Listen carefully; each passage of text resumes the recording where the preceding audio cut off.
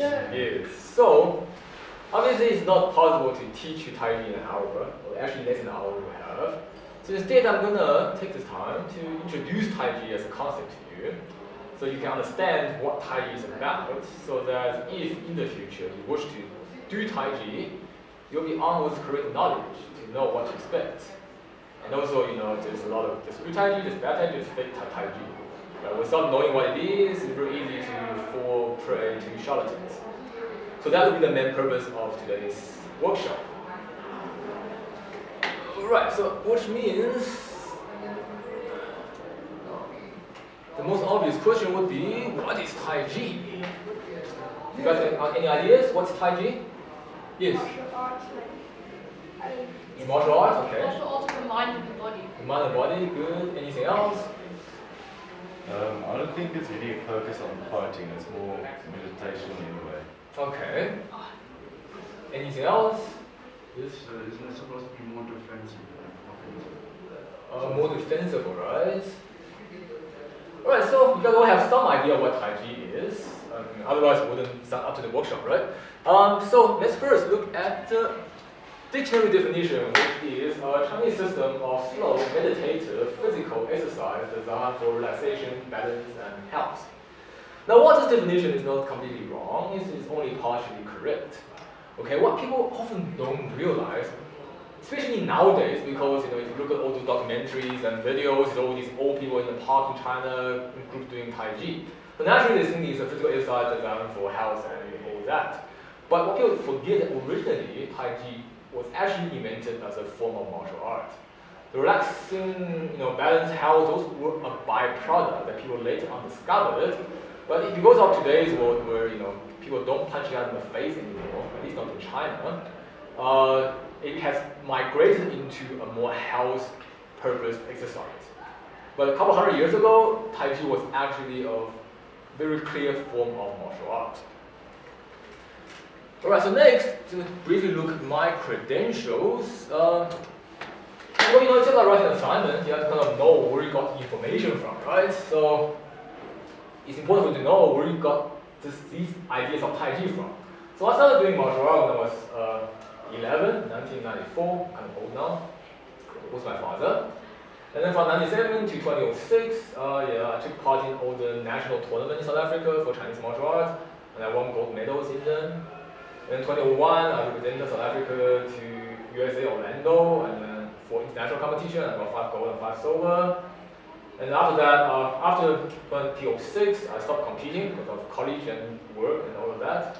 In 2008, I started going back to China to further my studies with various masters. I spent 3 months every year in China before the pandemic, where I would visit different masters. I have my own master, I also with other people, see what everybody does, and further advance my knowledge. And in 2012, I got the national level Taichi Instructor qualification for People's Republic of China, which is just basically China.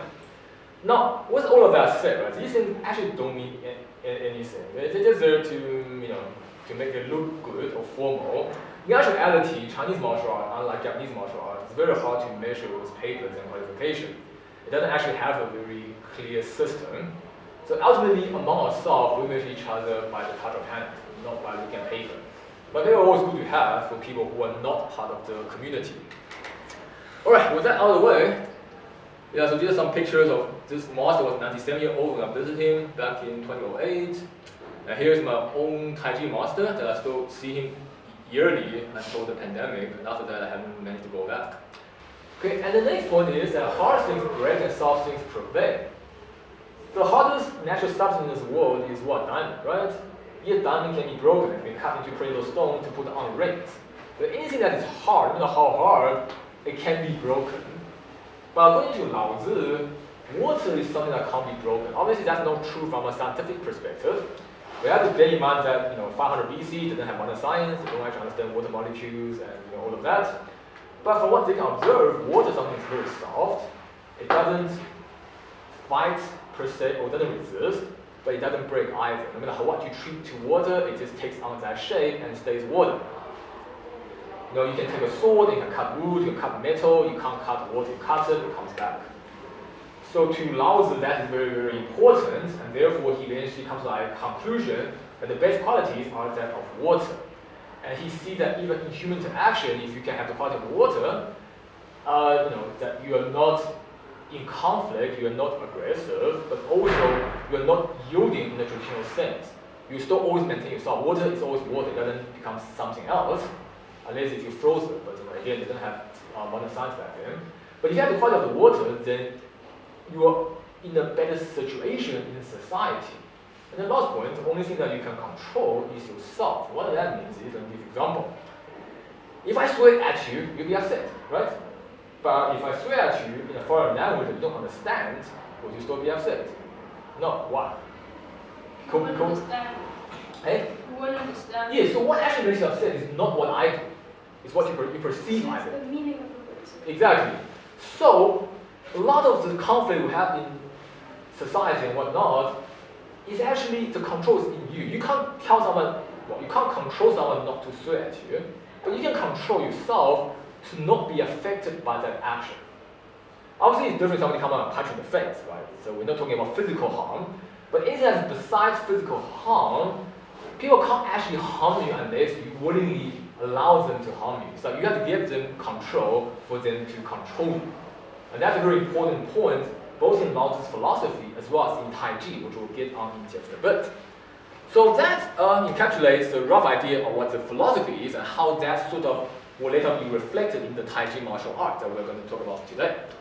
Let's briefly look at Taiji and its health benefits, right? I'm pretty sure you guys are very young, so not really here for health purpose. But it's good to know because health is one of the main reasons people practice Taiji today. So following Taiji, you will get good discipline and good focus because Taiji is a very slow motion, moving exercise. And to do a complete session, you have to be in motion constantly for 20, 30, 40 minutes. And in doing so, you have to constantly be vigilant and aware of everything happening to your body. And in doing so, it helps you to develop a longer concentration span. Right, so through doing slow movements and exercises, it helps you to focus for a longer period of time, right? It's easier to focus when something happens rapidly, because it happens and it's gone. But if I tell you to stay focused for 5 minutes, it's much, much harder. So Taiji helps you with that.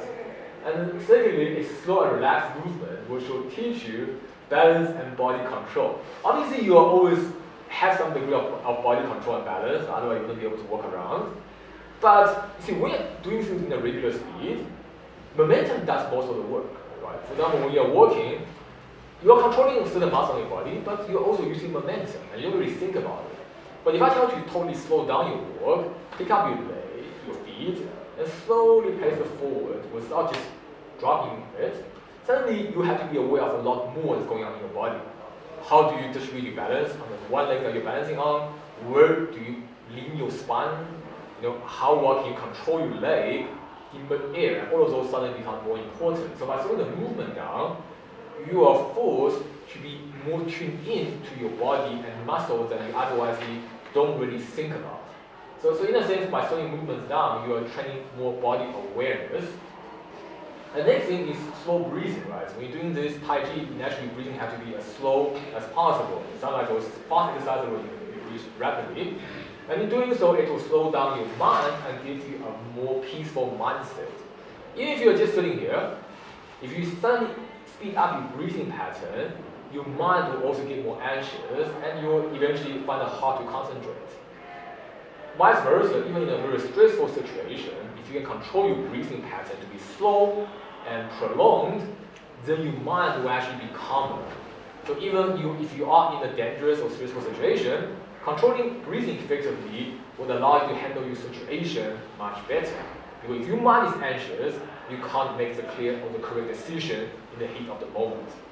So these are pretty much the health benefits of doing Taiji. So next, let's look at Taiji and martial art. So there are basically three things we're going to look at. Firstly, body structure. Secondly, the mystical internal power. And thirdly, the method of combat. So body structure. What is body structure, right? It's just like when you build a building, you need to have the right structure. If the structure of a building is skewed, it's going to fall off.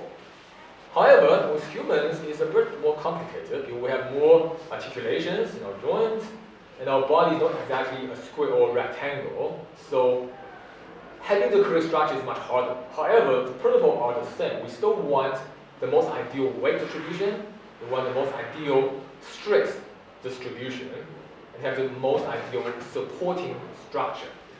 So now we're going to do 3 basic arbitrary examples just to show a difference between good and bad structure. Because I need one volunteer. Okay, so you guys are going to do this with each other, so just pay attention, right? So just come here, just show you example and you go do it with each other. So just stand with one foot in front, one foot in the back, right, and then hold out your arms, and hold first, and keep arm get locked, right? So what one of you are going to do is to hold this position, and the other one going to push onto it. You can have to get a little back. Yeah. So, firstly, let's talk about this, right? So now, pick up your shoulder on purpose, and see how push against me. How that is very difficult, right? Yeah, that's not particularly good. Now drop it down and then push again. Now suddenly you're a lot better. Okay? So that's the first thing to notice. If your shoulder goes up, it's bad. When it comes down, it's good. And you might think, why is that even a concern? Well, if you actually pay attention, a lot of people in stressful situations, the shoulder goes up. And then, like when you are in a defensive situation, you want to do this. And the moment you do this, you're in a bad, structure-wise, you're in a bad situation to receive incoming force or stress. Next, we're going to talk about the chest, right? This whole alpha male culture, everyone always pop up their chest. But actually, when you pop up your chest, think on the chest, right? Yeah. It's actually very bad for receiving force. Okay? Why is that the case? Because when chest are arched like this, the force over here goes there. And then it just goes back. Okay, however, if you concave your chest, and like that, and you see you're much more stable. Yeah. Lastly, we talk about the weight. And the weight is very hard, right? Without training, you can't really do this, but I'm going to still talk about it. So the weight is naturally just a curve, right? As you can see. So when you stick out your chest and you stick out and you arc your waist, what happens is the force that comes through here, it breaks here. So your legs are not actually helping. Even if you want to, you can't. So instead, if you want to hold your chest and then move your hip a little back, right? You can't move this without training, but just let's do a little bit of that. And then when I push, you can see that now your leg can't help. Right? But if you arc your waist up again, you see waist can't help. Alright? Does that make sense? Okay, get into a pair and then just briefly try this. We don't have a lot of time, but just quickly try to make sure you understand it. Alright, so any of you didn't get it? Any questions on that? You understood? So this is the most rudimentary understanding of structure, right? But from here you can see that how your body is positioned matters a lot on how much force you can receive and dissipate into the rest of your body. And that's very important in any form of conflict. So next we're going to look at how the Dawes principle that we talk about will eventually, also affect the body structure. So firstly, the part of Tao is circular, right? Nothing stays absolute. So what does this mean in the Taiji context? Is that when you have a force acting upon you, you should not fight back directly against it. Rather, ideally, you want to move something in a circular manner. Okay? Well, I have another volunteer, and I'll give you an example. Okay, come up. Right, so obviously there are many ways of doing this. Let's just do a very simple one. Okay, so just grab my wrist, both of them, right? And have your feet pull them back and then hold them down like this, right? So if my wrist can, push it over, into me, So if my wrist can help like this, you can use more force. And that push against him, I could win, but it would require me to be stronger. Right? If I'm not physically stronger, I wouldn't win. But if you put all your weight to it, right? If I start doing a circular motion, you see, I don't need to be strong. And why is that? Because his force is going this way. If you go against him, then you're receiving everything he has. But if you start moving upwards, he doesn't have a force going downwards. There's nothing actually to stop you. And therefore, if you just draw a circle, then you don't need much force and the situation is solved. So obviously this is not really martial art per se, but just gives you a rough idea of how changing the motion from a linear to a circular will take away any linear force. And that's why everything is circular, nothing stays absolute, right? It's very important. Then, yeah, let's show example which is also well more than I do. Right, so let's grab my wrist, both of them, right? And then push them this way, right? Yeah, so if we're in a struggle like this, again it's arbitrary, but it's a short principle, right? So if I'm pushing like this, if I go against him, it's much harder because I'm lighter. And the force against each other, and obviously the strong one is going to win. But if I do a circular motion, so he's going this way, but I'm going this way. See, then all of a sudden I'm changing again, and he doesn't have what it takes to stop this force from going this way. This force is going this way. And in which case, it's relevant about who is stronger, but more about who's applying force in a better way. And and this is only a motion, right? Even if I don't have a motion, right? So this is something linearly straight. You can feel I'm putting into you. Now, if I just inflate the arm in a directional way, you see it still changes. Even if I don't physically draw a circle, what happened there is basically when I release, every point of my arm is going out this way. You can only hold here. You can't hold every point, and that's what creates the resistance. But this is much harder, so we're gonna do example of this. So get into your partner, grab the arm, and then try to do this. Okay, let's go. Hard things break and soft things prevail, right? The only thing that you can control is yourself. So those goes together. And lastly, when you don't wish to compete, then nothing / no one in the world can compete with you. Now that's a little hippie-ish, right? But in physical conflict, it does hold true. So here we're going to do an example that is slightly harder to get, so do pay attention, right? So I'm going to give this arm, so we're going to let's hold hand, right? Yes. So we're going to pull each other, so pull back, and I'm also going to pull back. So now, if you are pulling with your hand, right? So tense up your hand and actively pull with your hand, right? Pull with it. Then if I'm strong, you see, you get pulled out. It's almost like you are pulling yourself forward. Okay. Now you are pulling back, but relax this hand and pull with your elbow. So drop the elbow here and think about pulling it here. Go. See, even if I'm stronger, it's harder for me to pull it over. Now, okay, keep pulling back with your shoulder, with your elbow, and now change back to your hand. Use your hand to pull. You see, you get pulled forward. And now keep the same arm, but pull with your back. Go. See how now it's even harder for me to pull you over. But if you use your back, right, now suddenly change your hand.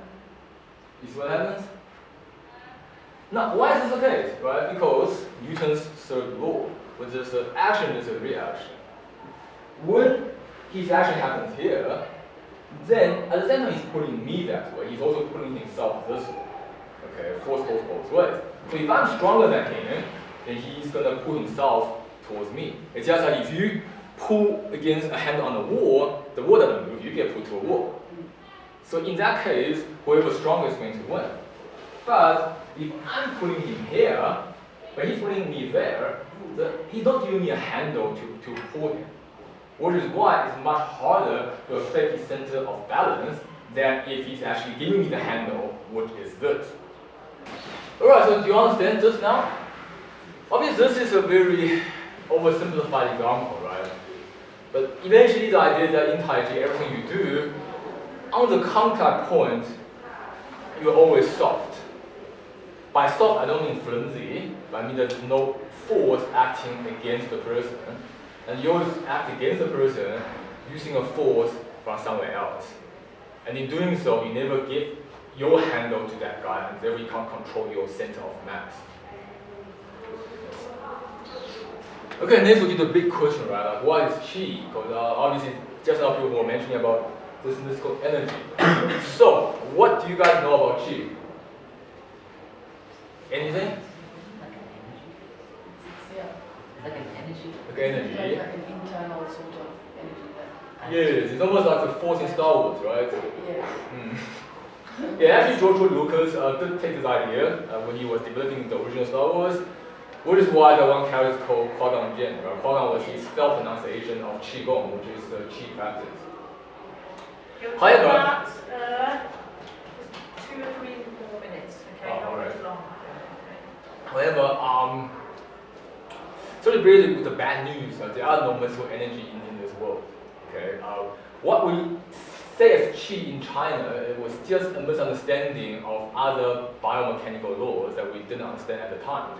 So qi is almost like a placeholder for anything that we didn't understand at the time. What we do have though is physics, and physics is what we know to be true.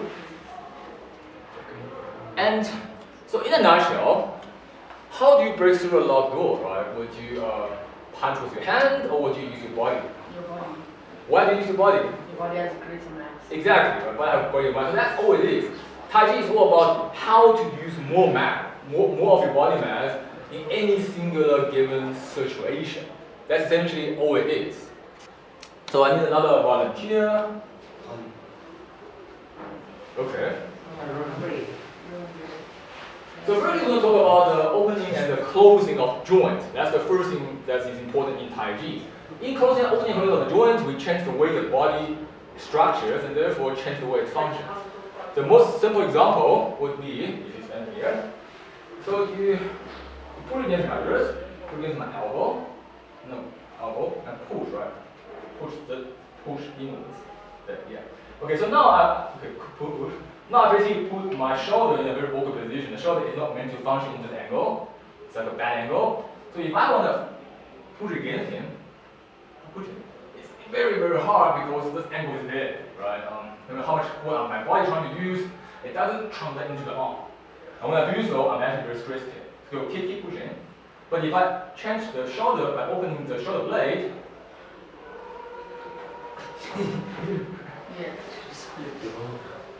why is that? Well, simply because I changed the angle that I'm pivoting from, right? So if you put your hand on my back and feel, right, put here, right, and feel. See, previously I'm pushing like this, and so that's what this angle is there and it's bad. But when I change the angle by opening the shoulder, see what happens? Yeah, describe to them. What do you feel? His body turns and the shoulder blade extends forward. And in doing so, it actually bridges the shoulder gap, and I'm not using the shoulder joint anymore, I'm using the whole back into the arm. So I'm basically changing the actual structure of the body in how it receives stress and dissipates force. Okay, so that is opening and closing of joints. Another example of this, right, what I want you to do is to do this, tuning. Okay. Go to this arm, right-handed. Right, good. Yes, and then lean your body but onto it, right? Yeah, there you go. And hold, right? So, yeah. So if I now want to fight back with my arm, don't let me, right? See, it's hard because it's all stressed up here. Okay. The power that he's applying is meeting up to my shoulder joint. And the power I'm trying to go back with is also meeting up here. And in doing so, this is where it's going to hurt and where it's going to break if I really try hard enough. So keep doing that. However, if I connect my shoulder to my shoulder blade, see what happens? The whole structure changes, right? Do it again. So here, you see, my shoulder joint, you feel that, and you can control that. Okay, keep going. You see what changed? The back position. The back pushing up and not the shoulder anymore. And then doing so, you are controlling something that isn't actively fighting against you, and therefore, it doesn't give you control like before. But the more I fight with my shoulder, the better control you have over my body. But then the next moment, that is not in control and the risk is going. And in doing so, I was able to come out of a difficult situation. Although, strictly speaking, you shouldn't be in that situation in the first place. So these are just examples to set up for you to understand what it means by altering the structure of the body into better advantage. The next one is compression and expansion. So the biggest body mass on the body is the spine, right? So we have to use the spine. But how to use the spine? You can't use it like this because you will lose balance. So instead, we compress it. So if you look at the spine, it compresses this way and expands the other way. And in doing so, we mobilize the mass, because obviously you should all know force is what? The mass acceleration. We have to mobilize the mass to generate power. But because the way we mobilize this is more subtle, it doesn't look like we're mobilizing, right? If I go to a guy and I go and I push like this, you see that action, so you can see there's the force. But if I'm just compressing my body and then pushing, it almost looks like I'm not mobilizing the body. Or like it's an illusion of something mystical like a chi or whatever energy is happening. But in reality, the still a mobilization of force is in a subtle way. Who of you is heavier here? Okay, you can come. And then, just come here. And yeah, you also come up. And so you stand here. And you just behind you just to catch me eating. Right? Just stand behind me.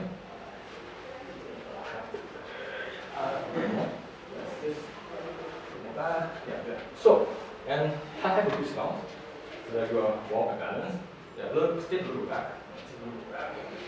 Yeah, so have walk balance now. Now, if I were to push him in the conventional way, which is, what's the problem? You see, he actually pushes me back. He's reasonably heavy. And why is that? That's what we already talked about. Because we actually actively pushing. You guys can step a little more back. When I'm actually pushing with my arms, I'm also pushing myself, right? Just like that pulling example. So if he's heavier than me, I get pushed back. So what do? If we pacify the arms as a medium to connect him to me, and then compress my spine to generate power, so that's it, right? So it will become something like this. Okay, describe to them the difference between my first attempt and my second attempt. It's almost you don't feel the power at first, and then the power kind of extends and you get pushed. Yeah, so basically, it's because my hand is passive. I'm not doing this to him, that's why it doesn't feel anything. But the power is coming from my spine compressing. Yeah. And as I compress and expand, that's what generates that power. And in doing so, create a lot more result. So conventionally, like when you have a fight on the field, they often like to push people.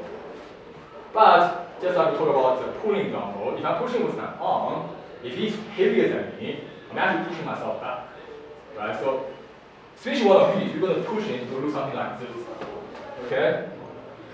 So that's what we want. Instead, I'm going to touch him here, but pushing with my back through compression, expansion, all the other forces we talked about, right? So stabilize yourself, right? So it will do something like this. Okay, yeah, so quickly the next one, which is, okay, going to call relaxation force, right? So that's another key important thing. Have you guys ever carried a baby? Yes. Do you know that when a baby is asleep, it's much heavier than when it's awake? Why? Because its muscles are no longer fighting against gravity. Now, ever since we are born, we've learned to fight against gravity, yeah? Because if you don't fight against gravity, you can't even turn yourself as a baby. However, in doing so, we are missing one of the biggest benefits that the Earth provides us, which is gravity. So what does that actually mean in martial art? I'll just use something already here. So if you just use this arm, right, and tense up the arm, right? Bend it, yeah, tense up the bend. So if this is somebody's arm, I'm trying to hit it with force, right? If I go like it's sore, but only here, and you don't feel much of the rest of your body. So that's what happens when you are tense, okay? And that's because basically I'm actually generating that power myself, but at the same time I'm fighting against gravity, which is the 9.8 meters per second, the natural acceleration. However, now keep the same tension, I'm going to relax my arm, and simply, instead of hit it, I'm going to drop it on his arm. Do you know what the difference is? It's much more like it drops onto your arm instead of goes onto your arm and then presses down.